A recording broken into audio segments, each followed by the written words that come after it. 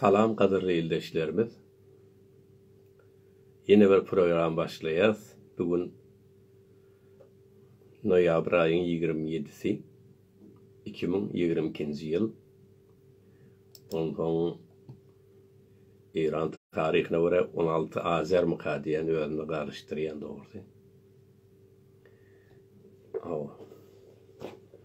İnşallah canınız sağ, keyfiniz kök.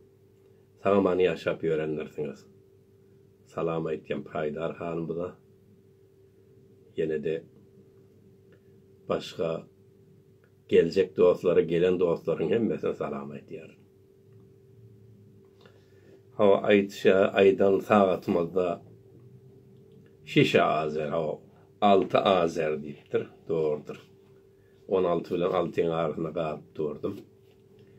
6 Azer şol önkü bernabaların devamında. Bir koşuyla başlayın onunla. Mahtumgulu atamızın koşularından. Yöne doğrudanım kâ koşuları meni katı gen alır ya. Şunu yazıp duran ya Mahtumgulu atamız. Mahtumgulun kovu tarafı her kim öz islerini alıp biliyor da içinden. Her devre koşu var içinde. Şol çiğnem bunu zade mendetiyalar. Cami cem niriyata. Ayla oturtan şu cami cemde her taraftan görüp buluyor. Şu koşkuyu karşıma çıktı. Sıpah olup ata çıkan her yerden aklı kânin kesen başı yerektir. Savaşa çıkan vaktinden vasfet yerde. Savaşa çıktığın otayda vur da kelle kesmeli oturup o da maslahat yer değil ya da. Sıpah olan ata çıkan her yerden aklı kânin kesen başı gerektir.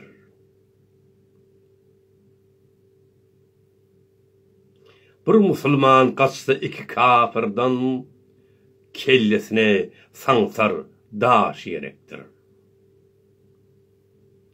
Mert oldur ki bolsa köngül rehemli. Gövresi giyin gerek, gövresi giyin gerek özü fehmli. Giyin yerde karga dey bolsun vehemli, yerine hüneri işi gerektir. Kaplan kimin barıp girse meydana, tilki kimin bazı verir her yana. Dronna kaya dek durup merdana, olur yerden at salışı gerektir. Dronna kaya dek durmalı. Savaşta da en bir münasip yerden atın salmalı. Yigidin hiyalı olsa serinne, çıkar bir gün çöpüp kalmaz karnına. Hile hem bir batırlıktır yerine. Anı başarmağı kişi gerektir. Vaktinde hile de gerektir diye. Bir başka koşkuda Mahtumgul atamız düşmanı siyaset yaxşı diye. Bu yerde de şoňa meňde kaytalaya.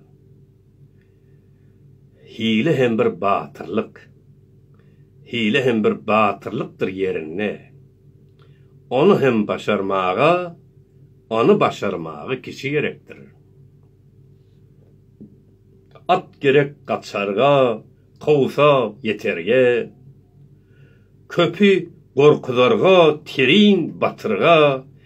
Meydanı sanğısız her iş bitirge 20-30 yaşlı gerektir diye. Bu tayına da dikkat edelim. Meydanı sanğısız her iş bitirge 20-30 yaşlı gerektir diye. Meydanda iş bitirecek olan 20-30 yaşlı adamlar gerek diye. Nemçi ullar gerek. Ulu adam ul oldukça muhafazakar oluyor da. Ay beyle olur, şeyle olur. Yine bir atalar sözü vardır. Erkek qarradıkça korkak bolur diýdi. Ayal qarradıkça erkek bolur diýen. Ne tersi var şoňa. bürgüt kuşdey, bürgüt näme şahin. Bürgüt kuşdey kanat kakıp dügülden, muhannisler geçer canan oğullan. Kurt tek giyirip koyun kimin dağıldan, er yigidin mert yoldaşı gerektir.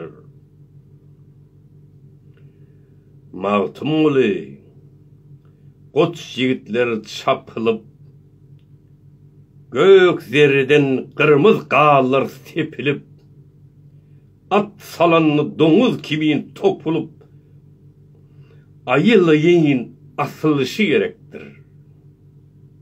At salanla domuz kimin topulup, ayılayın asılışı gerektir.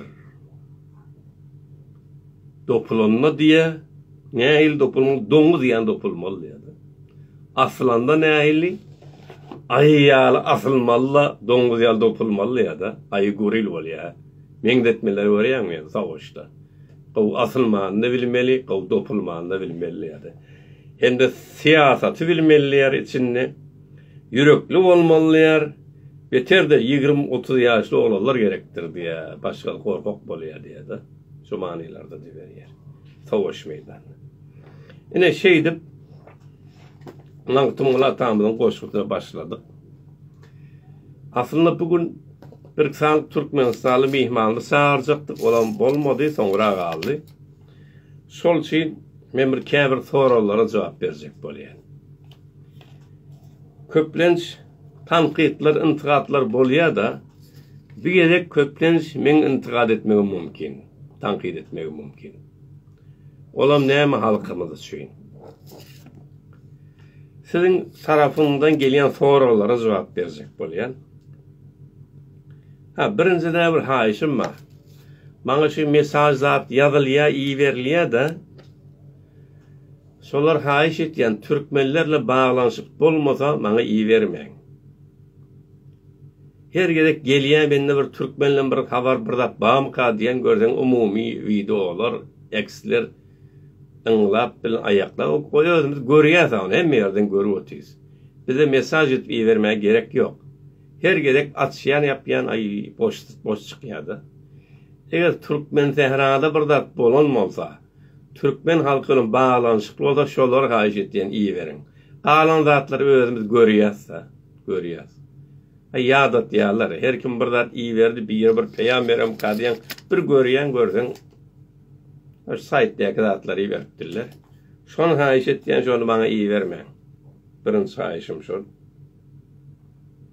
İkincide haýyşym şu berilýän gürrüňleri gowy dikkat bilen dinlemegiňiz. Käbirnamalarda aýdyp geçýän köp zatlar açyklap berýän, şolar dinlenmeýän bolmaly. İnnikide yeni görseň şonu näme aýdan ok diýilýärdi. Her hepde oturup aýyn zat aýdyp bolmaýar da. Munça gürrüň berýän rahkardan zatdan gürgetýän rahkarny ýüzü gürrüňe sorap duran bar. Oturup her zatda gaýtalagan bolmaýar. Şu oğlanlaryň birim gowulat ýazypdyr. Türkmen tutulany oğlanlar var. Nasır Tevessuli, Mehriban Salak, ondan Daniel Kızılcahy, yine ol pahir öldürülen oğlan Nevit Batpa. Şolun ýanyna baryp bir enatasynyň halyny sordyňyzmy diýär.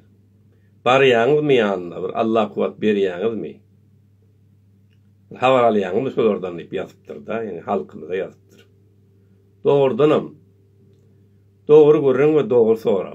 Soramaly, enatalaryň halyny soramaly, ýagdaýyny soramaly. Bir tutulanyna gaýdyp, "Eýway, menne tutamadylar, maňa da diýen ýorgunyň aşagyna bukup ýatmaly." Sebäbi şol adamlar sen için tutulýar, halk için tutulýar. Azatlyk üçin, hakykat aýdan üçin. Yürek bermeli, gewün bermeli.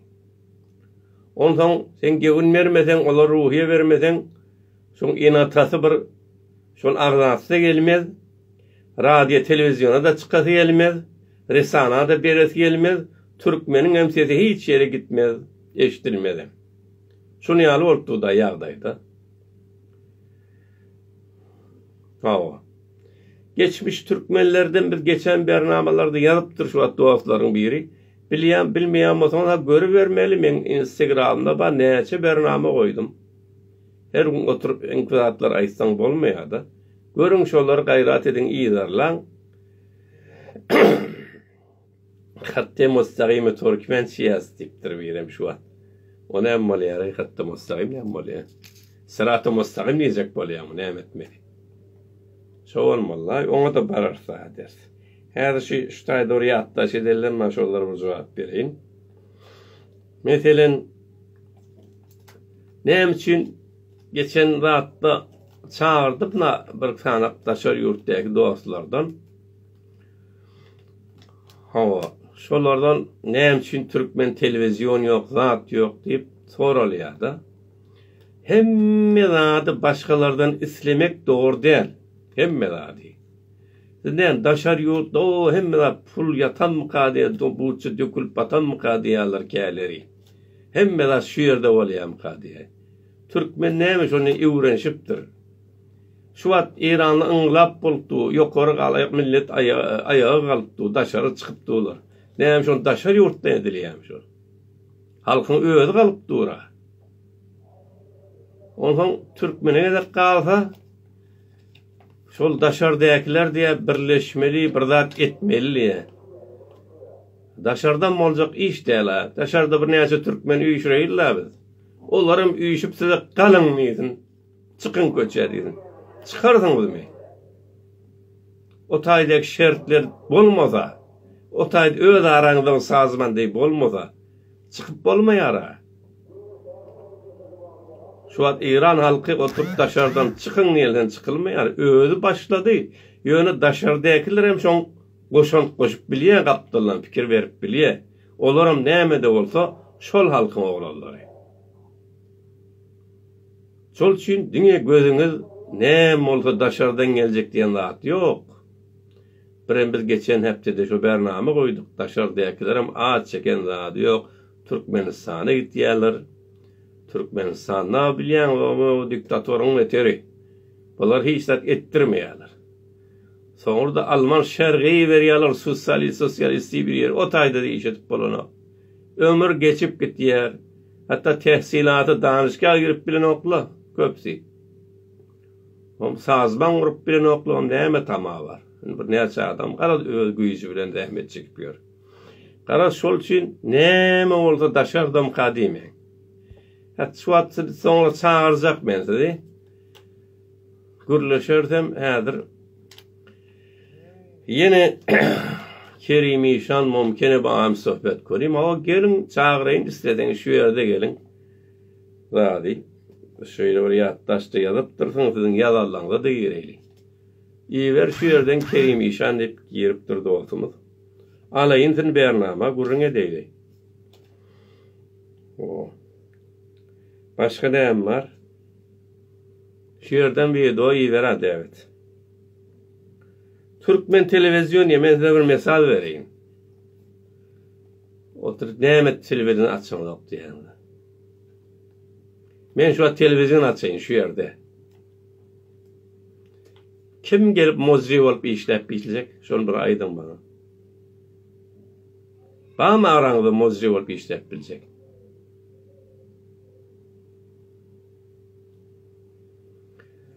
Şoňra bir wady var. Eçerden Türkmen hanıwady zatly nezer vermeli, bername döretmeli şoňa. Türkmenligi gurrun berip biljekmi şoňa eçerden?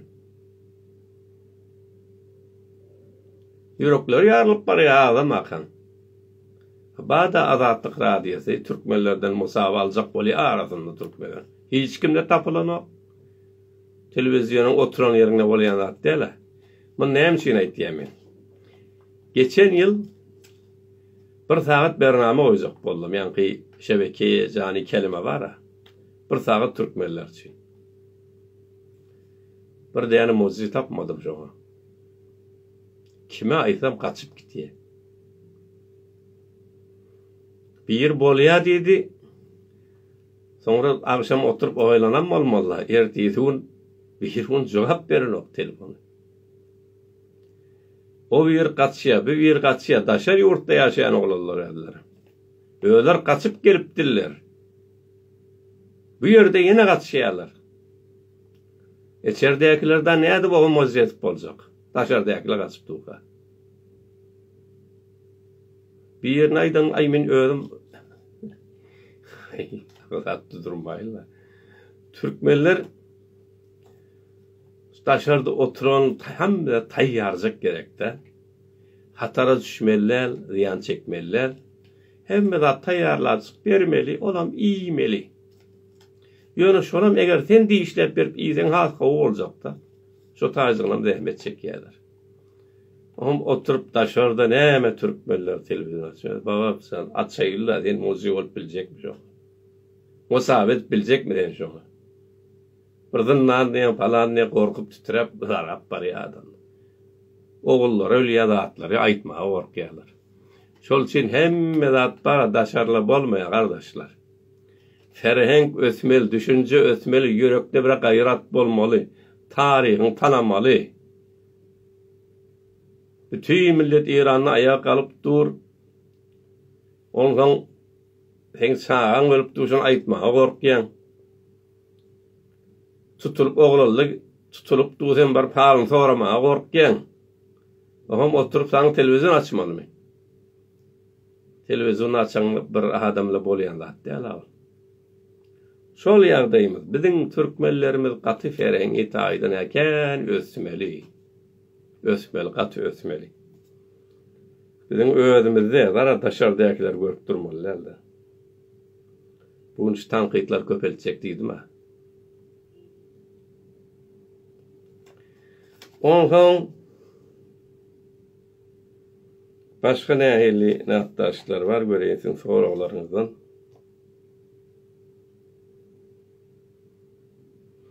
Yani geçen hafta yine bir mesal vereyim. Aydıptım sazman melil 20 yaşına çelli 20 yaşına çelli. Bize fırsat veripti. Fırsat tanıdı. Hani vereyim kim şu adalet yani. Kerim-i Şan ben alayım. Kerim-i Şan adeli geliyor.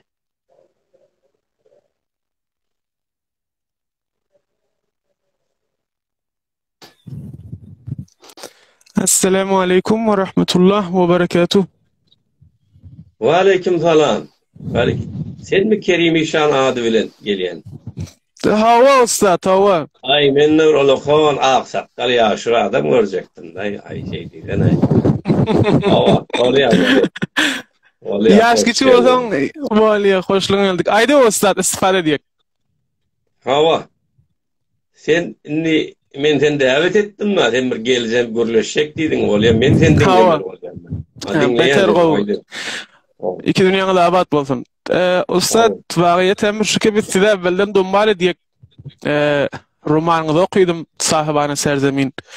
Ditkanla tahududi yetik mukadiyen dervağı hala inşallah yetik bola inşaat hala bir yerlerden tanımasam yönü bir sürü aydan gurrunlarınız alan dermordu mujigeri ayttın bir ittifaqı ki benim ödüme düşüp duşmatlam birden şebeke kuracak kolu otiyakşumatlam fakat dermordu beyan aqide ehli sünnet vel cemaat ulumalan haberleri var kull ehli sünnetin ulumalar Türkmen sehrada haberleri var şunun imza düşürdük ki bir şebekeyi kurultun ehli sünnetin aqidesini aytmadan çürüyin, sahih aqidesini aytmadan çürüyin.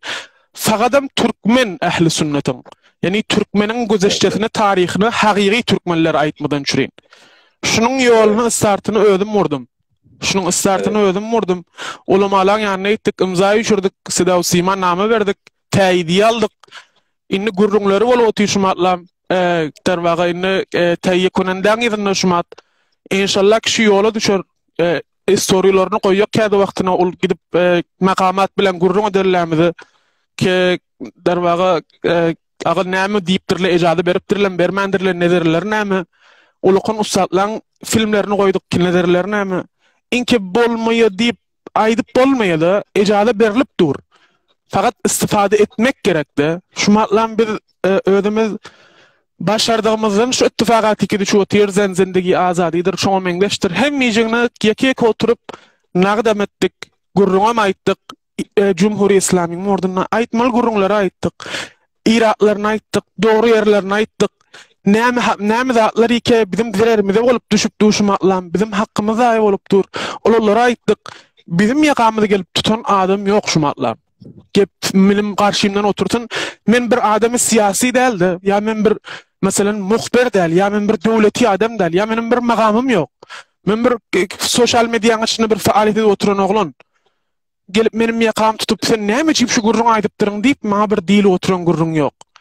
Eger bu taýda bir nefer näme diýe, eger usluhun sunan kesibat karina dary diýdi.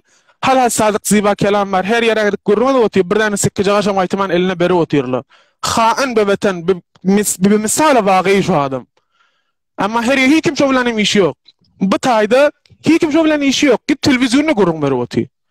Biz yanakla gidecek bolsak gidip bir yerden ejad almaly. Onu yanaklara ejada gerekke. Olar halan zatlaryny aýdýaly. Aýçyk gurrun şu ki o forumum fezany emniyeti bir forum aşufta werkez mesek gowum qadiyen haqiqata aýdylmaly, zulmyň başyny kelläň aşağı etmeli däl. Ýöne tasadi wellemäýildi, ya iblis ya gittis. Meni ýani qym wezemäýil, şu ortasyň bolup bilýär. Ortada bir nefer, meselem men riyazym pis, fizikim gow. Ha?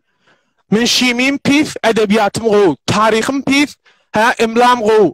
Aga döwletiň şu taýlary pis, bu taýlar gow. Şunu ýa aýtsak boljakmy qadiyen? Bagyşlaryň men cesaret etdim. Kerim İşanmy? Men adım Nurullah Hacnebi diýeli. Ben Kerim İşan özüm qadydım. Indi men senden bir rast soracağım. Bu wagtda Abdurrahman Ahun Tingli Abu Talib zat dedi, musulman bolman geçipdir Hazret Eli. Şonda şol radioda etdi. Şonda şol tutup ekitmek için geldiler, Moğollar rad etmedi. Bir, Türkmenlerin dini kitaplarını çap ettirmeýärler. Ondan gelip de Kerbela, Merbela deyip Türkmenleri şeýleşdirjek bolýarlar. 2. Ondan en tek bir zat bilen öz aýtşyňal olar aýdypdy, olar sembolik arasynda öz adamlar bolsa ziba kelam olar aýtdyrmaly bolýar. Sen zetdi nizamda bagyşla olar nizam öz adamlary. Olar aýtmaly ki dünýäde gowy görünmeli, demokratik diýmeli. Ýöne eger tebessüli bir zat diýdi. Bul halkaýa galhyn öldürmeli. Sen onu näme diýäň? Şimdi zaten berilip du diýäň-na. Birem şeňe oýlandyňmy? 43 ýylyň içinde berilimi? Sana berilip bolýarlary Kürtleň gan dökünçin, buluçun gan dökünçin, olardan gorkunçin halky bir ýyl etjek bolup berjek bolamazlar. Ol hakda bir oýlanyş gördüňmi? Sen başgaryň ganynyň meýwesini ýem bolaýma? Estağfirullah. Men bunu ýam aýtjakdym, ejali ýöne fursat bolmady aýtmakla bolsa. Ýok, häzir tamam men soraw berýär, men aýdyp bilýän häzir o. Bizim bir näçe siri nuhalalarymyz bardy. Bagyşlaň bunu ýani qymaýdy. Sistemiň daşyna bir näçe däne zaly bar, nuhala bar. Kim menfaat talap bilenler. Sistemi ittilatyň içinde bir siri nuhalalar bar. Kim menfaat talap fasyt. Hop, amma sistemi ittilatyň hem ýygy şo diýip bilmek. Sistemi ittilatyň içinde gat'en fasyt adam bar. Bunu bilem kabul edýär. Kim diýmän duran ok. Sistemi ittilatyň içinde fasyt adam bar. Amma hem ýygy şo mu? Ýok. Hem ýygy şonu ýani fasyt mı? Bunu diýip bilmek. Ha, bunu biz gypdan habarymyz ýok. Hem ýygy deňeden fasyt diýip bilmek, amma fasyt bar içinde. Hakkymyz berildi mi? Ýok. Inner şeýle netije alyp bolýar. Sistem gowy, adalatly, elsinde hakky berýär. Ýok, dur bakay. Gelýär. Ýok. Men tüketmedim. Ýöne şoň içinde erwet adamlar var. Şolar ruhsat etmeýär. O adam kän ýok hem şol erwet adamlar var, şolar bon. Şonu ýa netije almaly. Şuurundan. Ýok, bunu ýani qymdal. Sistem gowy diýip eger sistem gowy bolsa, şonu ýaly gowy telek adamlar orta çykyp bilermi? Ýok, men sistem gowy diýamok. Men sistem gowy diýamok ustad. Men sistem gowy diýamok. Adamlar orduny gurgunda otyryk. Diýenok, ýa şonu netije çykaryp otyr. Ha, şonu Belki adamlar var diyen, şolar sebep bolýar diýen-na. Yok, men aýtjak bilen teleki adamlar däl. Bir eger sistem otursa, dogry sistem bolsa, kanun esasyna diňe şiýe reis ömür bolmaly diýip ýazylmasa, elsinde tede her ýerde magam berilse, kitapça şol teleke adamlarım öwrenişýär, şo sistem teleke bolsaňda şol öğreten aýlyk alýan, işlemeli bolýan, gowy bolsaňam. Adamdan teleke gowlugy bolýan zatda şo sistem gowy bolmaly. Şunu aýtjak bolýan. Ostat sistem biz inqilab edemizden soň sistem öwel bolmady. Banki ticaret ada ol bazarganydy. Fakat geldi boldy ticaret. Bir ajip zat bolmady diýende sistemimiz şu sistem. Biz sistemimizi ewez etmeli. Kanun asasynyň içine gelipdir. Bayat biz derwaga sistemi bankini islami etmeli dip. Amma hani bolana okşo. Doğru gördüm. Sistem diýende bir mesal wurdum. Yo bilyen bir mesal wurdum. Bu unwany bir ozwy küçek bir mesal wurdum. Bu unwany mesal sistemi bank. Bir saniýe mesal doýy berýär belki behse ýetirýändir. Nasır kelte öňe mi beripdir, ýöne şu behsle baglanyşykly boldumda. Hani onda alay nädir? Osat biz men diýdim ýok ki sistem dogry diýip ýok. Men ýen şu matlam derhal hazır sistemin iradaty bar, hukumatyň iradaty bar. Gelin rahel şoňa näme diýen. Etmeli iş näme şoňa? Aya berendaz etmelimi? Ýok. Netije näme? Rahel ýetdirdiň, men seň ýatda şo okuýdum. Rahel ýetdirdiň, gowy namaýende ýermeli ýetdirdiň. Bir mesal, donwan nemune. Yeni men sana bir soru berjek. Yeni de gurul sistemi var ya, sen ýalňyşyň şu ýerde. Adamlar bilen bir näçe adamdan dogrularmy diýen. Bir sistem, nizam. Eger gurlen adam bolsa, ganymat gurulacak adam bolsa, şura-i nigehban diýip ony eýýän zat etse, häsfetse. Dogrymy? Ganymat gurulayan bolsa da ýokarda meclise sesin bolsa.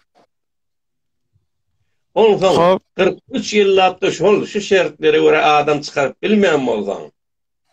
Şu taýda seň nezeriňe bir gowy adam iý bermeýänmidi üçinmi? Ya şu sistem şoňa ýol bermeýändirmi? Aýdaýyn mejadym jogap bermek gerek. Rahkar diýip gowy adamlar iý bermeli diýip ýazypdyrdyň-na. Ştaýna ýol rahkary bar ostat. Rahkary bar her zadyň. Bir mesal 43 ýylyň içinde fikret meselem bir adama ejada berilipdir gidip bir yerden istifade etsin. Ýöne özü ogurun tapmandyr. Ejadaty barmy şu şotudan içmäni? Şol zatdan istifade etmäni. Ýöne ogurunu çemini bilmeýmiş. Taksir ne ol adamy ki suw ejada beripdir içmäni, ne onu, ne taksir derwaga sistemini diýip bolýar.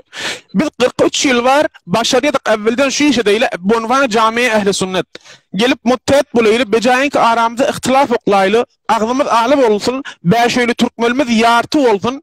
Gelip aglymyzy bir edip, hatta 3 tane namaýanda ştadan çykýar, her 4 ýyldan osat şu namaýandaýky gelip gitjek bolýar. Sistem fasit bolýar, sistem fasit hemmejikler. Amma şu mat rahkar näme? Rahkar, behteri rahkar benim nezerime şu. Benim nezerime değil, mutahassisler nezerine. Aýdýarlar ki, bayat ehli sünnetin jamiýeleri, ehli sünnetin jamiýeti Kürt.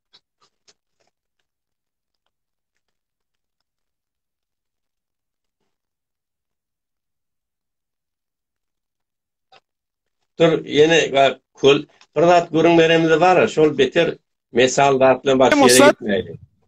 Sesin geliyor. Dur, men sana bir nemune verecek. Sen diýen gowlat bolmaly barsa. O adamlar intikab etmeýändir diýil mesele. Cumhuriyet İslamy'da istifonuza kanun esası var. Doğru mu? Halklara ruhsat vermeli dilini okutmağa. Şu asili her namaýinde de gitse şona dile getirdi. Ýöne etmediler.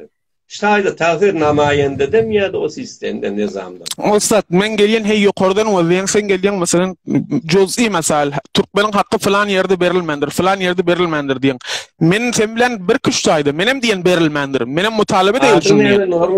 Nurlazan. Adyň näme? Nurlazan. Näme sen adyn? Nurullah Hacnevit diýeli ýöne. Ha, Nurullah. Doğru terzi. Men sana bir kulli sistemden görüňet diýen.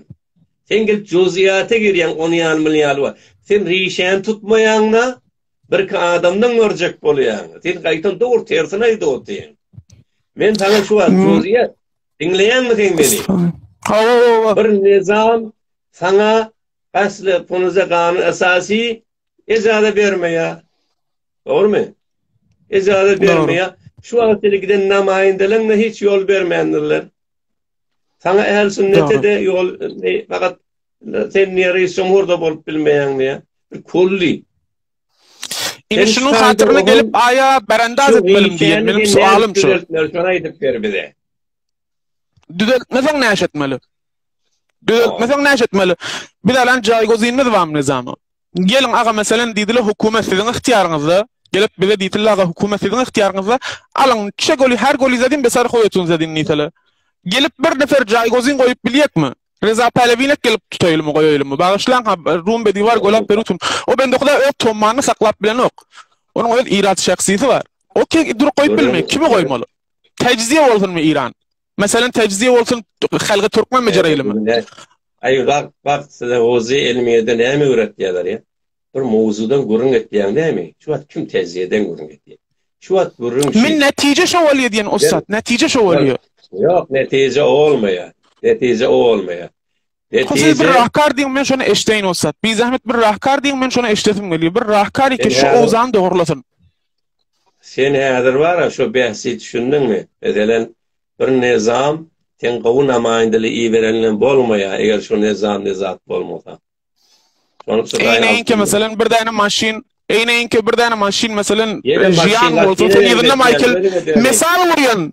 Ustad baba mesal vuruyorsun sana. Eyneyin ki bir sistem bir maşin ustad ve eyneyin ki bir maşin jiyan olsun. Sen yedinle Michael Schumacher koy. Sistem eğer harap bolsa yedinle her kimin koysan doğrulap bilmeyi diyecek oluyorsun. Doğru değil mi? Berekallah. Benim şunu diyecek boluyorsun. Berekallah. Benim şunu aytacak boluyorsun. Ecale vermeyin. Onun bizim işimiz bir kınamayından işi değil. Doğru değil mi? Bizim işimiz değil. Şunu ne etmeli? Hoşun ne etmeli? Sen bana ittiyanlara. Sena şunu rahkar ver deyip durdun. Sen rahkarına bir kınamayında kovu iyi vermeli. Şunu bilen yurdu doğrulap durdun. Ben rahkarım bilin mi? Şu rejim ütkömeli. Millet bütün İran'a ayağa kalıptı. Başarsan kalmalı, başarsan da ziyan getirmeliler halkın sesine. Diktatörler ulanmara hiç vakitte bir yurt öne gidip bilmez. Meyhanperest yani bizi yalı galıktırdın mı?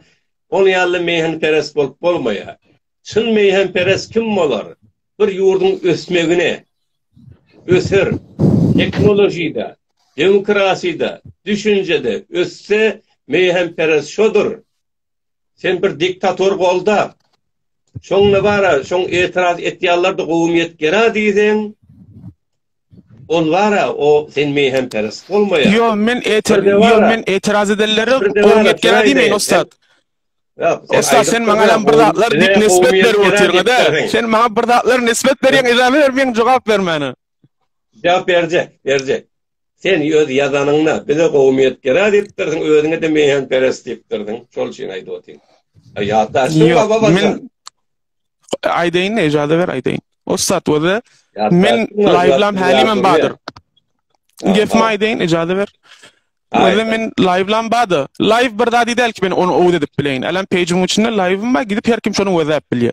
Men aýtdym, owaldanam aýtdym şu jaryan başlaryna hanimem aýdýan. Mutalabe etmeli, ýöne hattymyzy, sefimizi ol bir adamly ki gelipdirli fakat zarar yetirmäne, gelipdirli fakat şu derwaga 15 iki turupdur. Şu inqilabi ki boljak bolup otyr. Şonuň adyny haraplap, gelip merdumuň namusyny derwaga tajawuz edip, gelip milletiň çağasyny öldürýärler. Hattymyzy şondan joda etmeli diýen. Bir siri adam serkupker biz mutalebe etjek bolsak cephemizi şondan joda edeýli. Gelip biz olarla bilen iştibat tutmasylar. Çün biz olarla ýanak del. Biz olarla ýanak gelip bir serwazy öldürmeyek. Biz olarla ýanak gelip bir jowany ki bedun ihtiýar gidipdir serwazyya, öz ihtiýaryna del, ejazatyna del, gidipdir şonu bir guşada gıssap, saklap, onu apkeşedip koymayak. O biz del. Biz sefimizi şolarlardan juda etmeli, mutalebe etmeli, medeni, keyferi bolmaly del. Huşunete çekmeli del. Bir nefer öldürmege kany gerden tutmaly del. Medeni olmak demek näme zat Nurullah, medeni demek. Burada şoňa medeni bolmaklyk tezahürat edýän, hakkyny dileýän, bedun huşunet. Bedun huşunet. Gidýän meselem fermandaryda müşkiliň barmy? Ustandaryda müşkiliň barmy? Hakkyny bermeýlem. Gidýän bir seniň akyna, gidýän sen tezahürat edýän. Amma bedun huşunet. Medeni şoňa diýelim. Endi burada sorap bilerim berenden. Polisler huşunetsiz gittiler, namazcımadan çıktılar, haklarını üstlediler, 80 adamı öldürdüler. Olarlar huşunet bilen berhok bolduk huşunet ettiler de. Buluşlar bilen huşunet ettiler. Men sana icazə ver oturna. Dinle. Bağışla bolýar. Şonu huşunet etmediler. O vakta hiç rahat da yok. Öldürdüler. Ondan sonra huşunet başladı. Sen meyhan perest deyiptirdin la.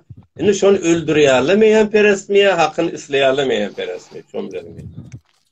Şu öldüren adamlar nuhalı. Şu öldüren adamlar nuhalı. Şu öldüren adamlar nuhalı. Şuralar var mutalip etmeli.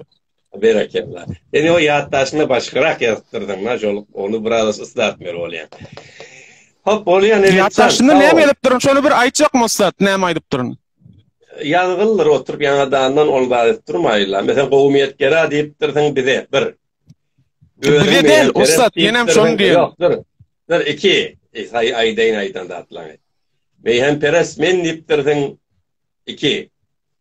Medeni hareketi değil. Mesela bana aydıp durdun. Kan dökseli adını boyun alayan mı deyip durdun. Hava doğru. Aya senin şu tehrikatın bilen bir nefer kan döktü yerden alıp biliyorsun şunu. Bir jovan senin sesini eşdiye dervaga tehrik bolýar. Giriye hiyabana bir ittifak edişýär. Onun çağızı var, heleyi var, hanamadatı var. Näme ittifak şoňa düşmeli? Howa bir inqilab boljak bolsa hukman bayat onu nemetmeli. Kan bermeli onu. Ýöne bir günah gitmeli däl. Bolýar, menden soradın näme şu an? Şonu. Hawa. Men sen jogap berme hakkym barmy şu an? Bedune şek Ustad, men kimke sen garşy. Bağışla bırakkem cesaret edip sesimi galdyran bolsam bağışla berdim meni. Yok, gaýet etýän ses menki de galdy, sen de bağışla. Oldu ýany ýok. Ýöne dinle, men dinleýänni. Bak, birinciden men hiç wagtda türkmenlere gidin, rad edin diýmeýän, kan dökün diýmedim, orta çykynna diýmeýän. Ýöne çykjaklaryny çykmaň diýmeýän. Ortalykda durýanlar, sen dikkat etmeýänler şu mesele. Men eger wara türkmenleri çık diýjek bolsam, şu tarihte, şu günde çıkın diýerin, tebligatyny ederim, arkasında da durarım, hem hangi de ederim. Hiç wagt etmedim onu. Diýmişiň öz gepen aýdanyň netijesi şo bolýar. Netijesi şo bolýar gepin. Sen hädden tükedem o sözümi. Tükedem o. Ol halyk eger özü şu karara gelip azatlyk ýokdugyny görüp itiraz etýän bolsa, on kanyny men bermeýän. Ol azatlyk ýoluny hereket edipdir, on halky berýär, kabul etýär. On ýurdy kabul etýär. Allah ýol çiğnamyny Allah kabul etýär onu. Meger men üçin, men şahsy menfaatim üçin bolsa, onu kanyny men rad etmeli bolýar. Sen dünýäde bolýan Buluçistanda 80 adam bolupdyr. Sen baryp Abdeli Havyňdan ýakyn tutgany kabul etýän diýjek. Bu taýda bir arman ide we ganyna dökmeli bolýar, beýgirmaly bolýar. Hedefin üçin gitýän Abdurrahman üçin gitmeýär. Hedefi ýok ahir. Alan hedefi walla Ustad biz sazmandahy bolmandyrga. Bir nefer şu matlam çykyp hiyabanyny ölse, o bir sazmandahy şode ýa bir derwagy bilip gitmeýär o. Tehrikat armangiraýanyň hatyryna gidip otyr. Aya şo bilýär bir hiyabana çykyp näzire mugabil etmeli. Niroha emniyeti bilen. Yo bilmeýär. Amuza şormandyr. Gidýär fakat ölýär. Aya da bilýär näme Sen görüňe däne şol bara. Bir zada inanypdyr da şol. Men şeň gitmeýändir ha şol. Bütün İran halky da inanyp ayağa galypdyr. Sen oturup tutup kan sen moýuňa diýmän hakyň ýok sen o taýda. Eger ýalňyş bolsa tejribe eder. Eger rahat bolsa bir hereketde ýalňyş da bolar, dogry da bolar. Ýöne men öz pikirimçe sen muhalif şu herekete. Bollen. Sen nizamyň tarafdaryny çekipdirdiň. Sen özüňe mara bir ýerde arkaňa da guwanýan. Arkaňy men neslim şeýle. Öz arkaňdakilere şu gün gowun esili bolmaly. Hakykati gorayan millet. Ay bolýan evet. Ben sen düşünşme görä sen şu nizam bilen bolmaly, şundan peýdalanmaly diýen. Biz aýtýas ýok, şundan ne bir zat çykmaýar halka diýär. Millet şundan ýadapdyr diýär. Bolýar sag bolun. Rahatdyr.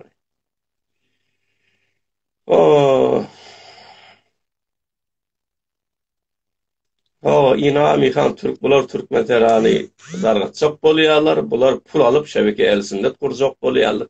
Ay Cumhur İslami da bir dogry da şebeke elsinde kurdurjakmy bize de. Bir de şu wagtdan arkamyzdaki ata-babalarymyz bardyr. şolar gowy zatlara goşulanmalylar. O hareketlere biz Osman Aga'nın döwründe dagry türkmenler hemmesi ayağa galdylar, el ele savaştılar bir 2 ýylla Rıza Şah bilen. Ondan şonna diyeci komünistik ýatlar. Lan başka bir mantyk ýok, ona mowra ýapyşdyrmada. Ondan şondan sonra Türkmen sara yeňilýär da, Pehlevilere yeňilýär. Şu wagtda şeýle dowam etdi. Bizim kän adamlarymız ölýär Osman Aga'nın döwründe. Özümiz näme biz ondan öň halkymyz bilen özümüz başka bir hükümetlere baş eňmeýän öz Türkmen sahrasyny ýaşaýan halk. Sağ ol, bize sağ ol aýdallar, hem sağ bolsunlar. Bize degeller de sağ bolsunlar. İki tarafı da hormatymyz var, köp sağ olun. Ýöne biz şu wagt 100 ýyl geçipdir da, ay men arkam kakam şunu ýaly adamdy gowanmam bilen bolmaýar. Şu wagt özümizde gowanmaly, özümizde adam bolmaly. Öz gaýratymyzy görkezmeli, şolara laýyk nesil bolup ortaga çykmaly. Şolam aýdaýyn, mana näme üçin aýtýanymy özü käler düşünýärler. Awa, ýok, bular ziýan ýok. Eger bir adam dogrudanam ýüregi arasda bolup, halkymyz üçin bir maslahat berýän bolsa, ýalňyş ýanam bolsa men ona hormat goýýan. Ýöne ol nizamdan elan alalaşyp olan bir sözlerine gidip de şu sözler aýtýan bolsa, onda ol hıyanat bolýar. Bizim halkymyza ýakşmaýar, zatlar ýaraşmaýar hiç wagtda. O. Inni Nurullah da inşallah men arkama dadymy gowanýan nipdir. Sağ bolsun, bolan türkmen zatlarda hormat goýan nipdir. O da sağ bolsun, gowy tarapyna maýdaýly. Roman ýazypdym 2 jeltli, onam okapdyrman, gowy peýamlar da berdi. Sağ bolsun. Indi häzir ýönüşünýänlere garaş barmyş, o da bizim garaşymyzda deň gelmeýär. İki tarafam görünekdi daý bolýan, onu uzatmaga gerek ýok, sağ bolun. Inni mundan başga näme görün gelýär? Rahkar diýilýär-de. Rahkara biz häzir aýdyp, hemişe de aýdyp gelýär. Da onu ol rahkar, ýeredenler rahkar näme diýär? Rahkar İran halkı görkezi otyra. Şulardan umyt ýok. 40 ýyl gördük. Ehl sünnete da hiç ýok bular. Nirde şiýe o da şol bar İran pul milletiniň neftin pulunu berip öldürtüp görmeýärmi? Kerbela diýip bizim Aşura Tasuada özüni tebrik edip durmaýarmy? Ahullarymyz anymat adamlar ýeňden geleni gurup durmaýarmy? Şoňaň garşynda millet ayağa alyp oturýar karşı. Inni sen Türkmen sehrada barın vuruşun kan dökün bereýis aýdamok häzir oňa wagty gelir. Häzir aýdamok. Ýöne näme? Gitjek goşuljak adam öz şu netijeye gelen bolsa oňa da ýok diýmeýär. Näme üçin? On hakkı soramak. Biz ona sorama deyip bilmeyiz. Ýöne wagty gelir, Türkmen nöbet güýjün görkeler. Bir sebäpde şu görýänler, şu wagt ladyň bir Cumhur İslami başarsa İran'a Suriýan formulunu ýöretjek boldy. Suriýan formulunu. Wagt berjek bolýar şäherler. Biraz garaş. Şu formula maraýdaýyn. Suriye'de ne ettiler? Mesela %10-20 Elevi vada olsaydı, hemmesi de hükümeti alıptır şu Beşar Esad vaktinde, nizami oluptur, devlet adam oluptur. O millet ayağa kalanına Elevi, Sunni savaşı dönettiler. Hemmesi nizami olansan devlette olan elçi öldürdüler her sünnet vadi. Bir taraftan halkı biz gitsek, yerimize Daesh ýallar gelir diýip Daesh ýal güýçleri getirdiler. Birlikde özleri döredenler şu Daesh'te. Näme? Biz gitsek şu ýerler milleti kırar, öldürer, ýok der gaňa çeker diýip. Cumhur İslami näme çyky İran'da da şonu etjek boldy. Şol üçin bir görüp Kurdistan'da öldüren adamlar ne açı? Beluçistan'da ne? Beluçistan'da birden de 100 adam birden öldürüyor. Ondan Kurdistan'da da şunu öldürüyor. O taraftan herkes bir mescitte de Daesh öldüren yani bir hemlet neyme da bir mescidin adı. Şahatçılar attım burada attım. Getirdi. Yönü bir daha da yanlıştı bu tayda. Bu tayda ekseriyet öz Şia İran'da. Şia. O tayda Suriye'de Sunni'den korkuyan sebebi %80 Sunni. Sen İran'da korkut bilmeyen Sunni'den.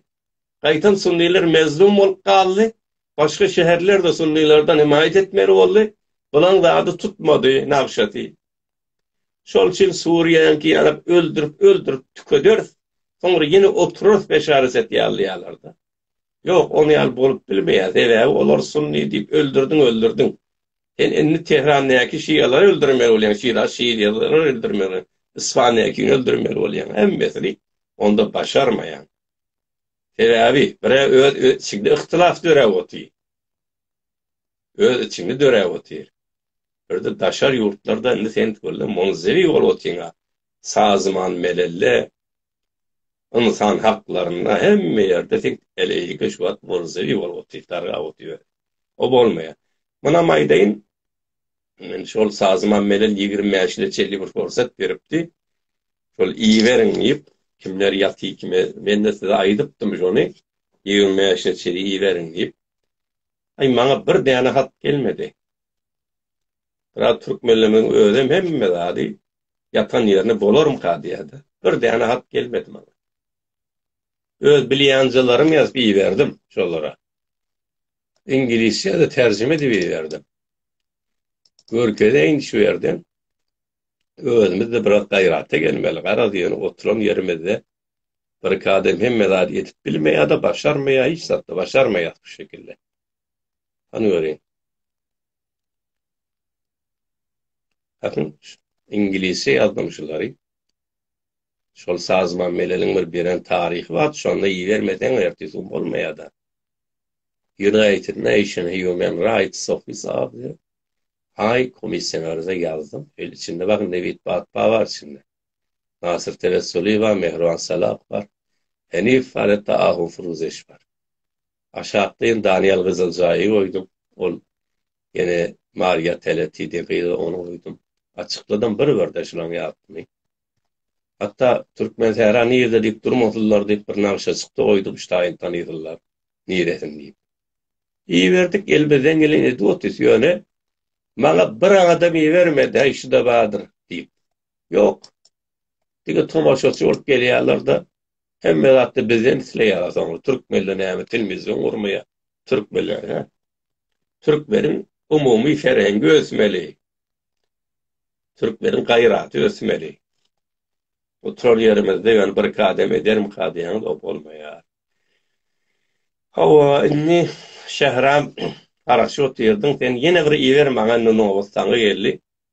Yani sen çıkartı kabul edeyim. Senin de sözün ait. Ondan sonra hoş bir şey.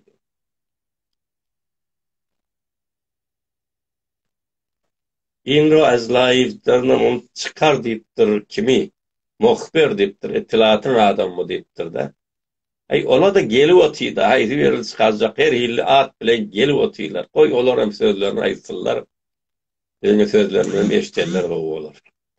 Beter bir hürmeti, ehanet, bir terbiyet zat yaz basalı ben çıkarmaya. Muhalif bolda olsun yani bir terbiyeti, ehanet zat bu yani iftira olmasa da yani yok. Eksin var yeterli o bayacak mizaj. Bana bir hesaplı eksin iyi ver koyuyor hiç onu. Şehram yok ya Allah bir. Onda ne hemen?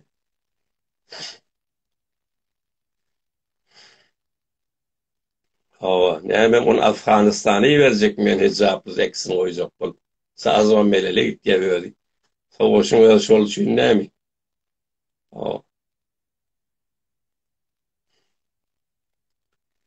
Ama istiglal Türkmenha tenha rah verayı pişer. Türkmenlerin karaşsız olmağı yekece yoldur deyip yalanlar. Dine eşittir yerin. Häzir o ýollara biz yetmeýäs, barmaýas. Sagamandyr özümiz saklap, şol federalizm bolsa ýa-bir muhtary bolsa ýa-bir türk meselen o sany bolsa şo bolýar bide. Biz İran böljek de bolup duramyz doktor.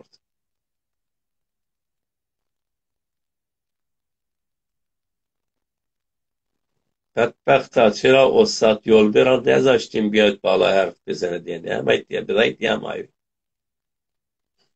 O sat yolma baýa gelsin de biz aýtýamy başgalar aýtýamy. Hey başgalar aýtýany. Biz aýtýany. Taşaryň gurun bar.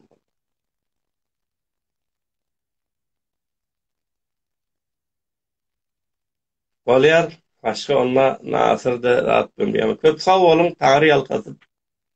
Bunem şunu ýazyrak geçdi. Gowda ele pikirler girip bilmeýän etdir şäherem. Bakın şu at bir dahi sevip yazıptırda.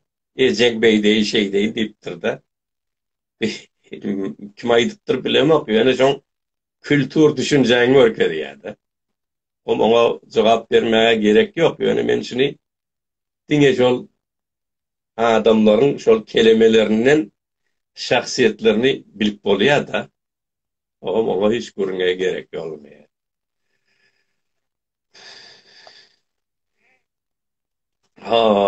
Ustad Yolman'ı getirdi. Getir de ona davet ederdi. Hem taraftan çağrı o tizan. Hem görürmü diyorlar.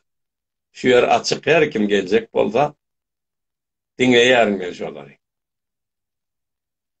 Tanımak doğrusu kimden söz etti. Ustad Yolma deyiptir. Tanımak yani.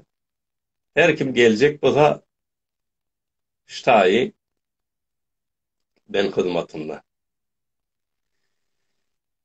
Bolýar onma şehran sende girip bilmänsiň bağışla. Awa hemmeňiz sag bolun.